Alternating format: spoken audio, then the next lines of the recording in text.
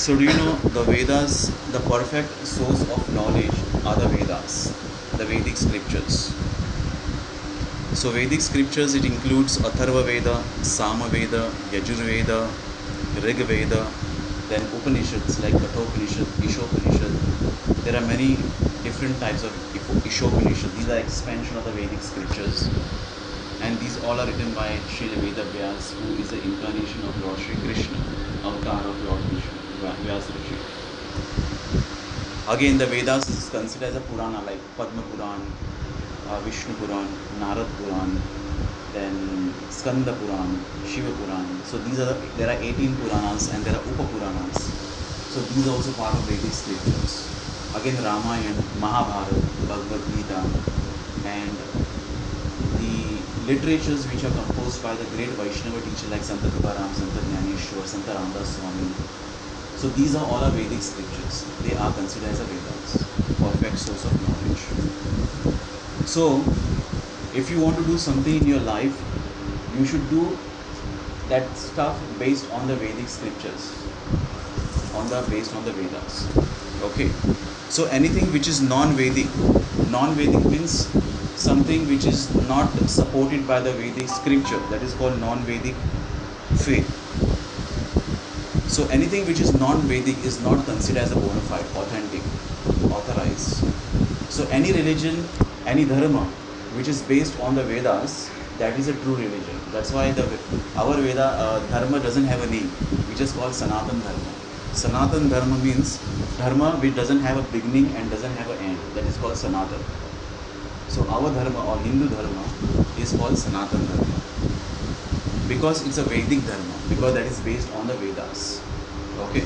So anything which is non-Vedic, so any faith, suppose I have a faith in this. Some people, I have a faith in this man. This man is a god. We see, I have a faith in this.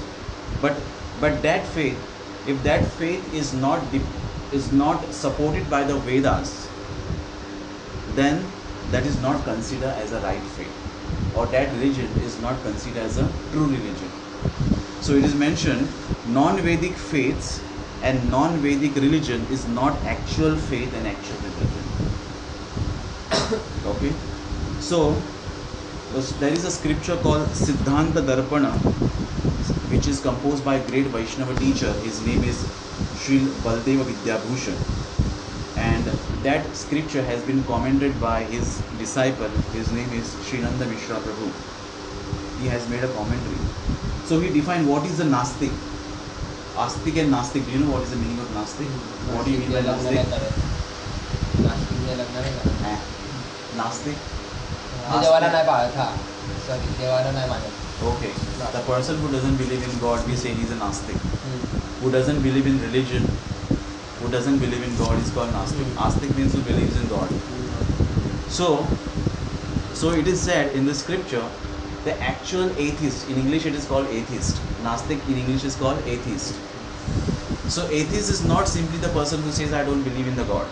But who is the actual atheist is mentioned in this scripture, Siddhanta Darpana by Sri Baldev Vidyabhushan. He says, atheism is non-belief in the Vedic scriptures. One who doesn't believe in the Vedas, that person is an atheist. One who doesn't have education about the Vedas, that person is an atheist. Who's uneducated in the Vedic knowledge, that person is called an atheist. So atheist is not simply a belief that I don't believe in God, but one who doesn't believe in the Vedic scriptures, then that person is called Nastik. So any religious tradition which is not following Vedas or Vedic Dharma, who have manufactured their own ideas, that is called, anything which is manufactured not based on the Vedas, means it's a non-Vedic path.